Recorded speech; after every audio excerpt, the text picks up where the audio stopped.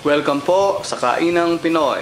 Ang ipipresent po ngayon ng mga luto ni Mahal ay ang Pinoy Sardines in Tomato Sauce. Ito po ang ating manggagamitin. Unang-una po, isdang sardinas. Gagamit po tayo ng 8 piraso nito.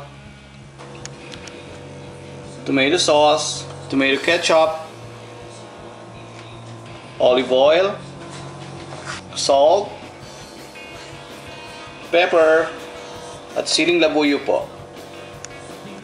Gagamit po tayo ng pressure cooker.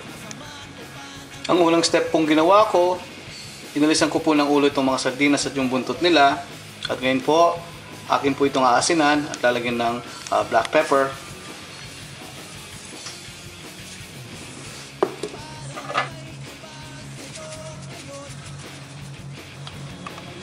Pag po naasinan na at nalagyan na po ng black pepper magkabilang sa itong mga isda, ilalagay na po natin ito isa-isa sa pressure cooker.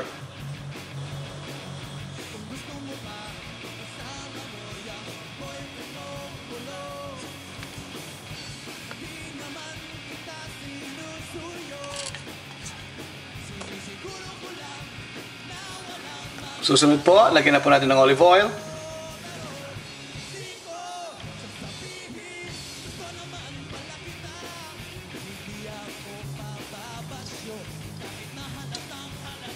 Next po, ilagay na po natin yung tomato sauce.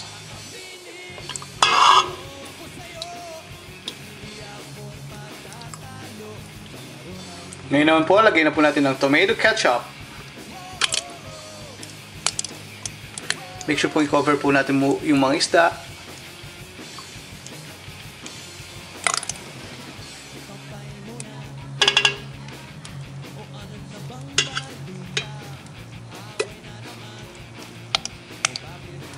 Ngayon naman po, to make it spicy, ilagay na po natin yung ating mga siling labuyo.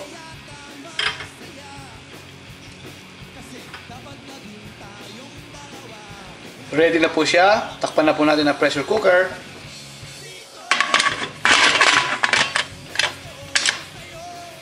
At atin po sindihan ang ating lutuan.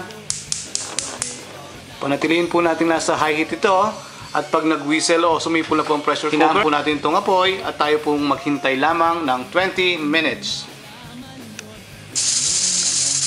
Kaya po tumiingay ng ating pressure cooker. Hinaan na po natin itong apoy. At tayo po maghintay lamang ng 20 minutes. Yan po, tapos na po ating paghihintay. Tapos na po ang 20 minutes. Patayin na po natin itong ating lutuan. At hayaan lang po natin lumamig itong ating pressure cooker. Pag bumaba na po itong button or indicator na safe na pong buksan ang ating pressure cooker. That means na depressurize na po ito. Ayan po, at safe na pong buksan itong ating pressure cooker. Na depressurize na po ito. At makikita nyo po yung indicator dito, yung button, bumaba na.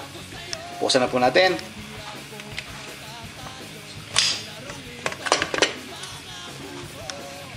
Ayan na po ang ating cooked sardines. Wow, yummy! Pwede na po natin i-serve ito. Luto na po itong ating Pinoy sardines in tomato sauce. Samahan nyo na po kami ng aking mahal sa aming pananghalian. Masarap po itong aming prepare na ito. Homemade po ito. Maraming salamat po sa pagsuporta nyo sa Kain ng Pinoy palagi. Hanggang sa muli po. Tara na pong kumain!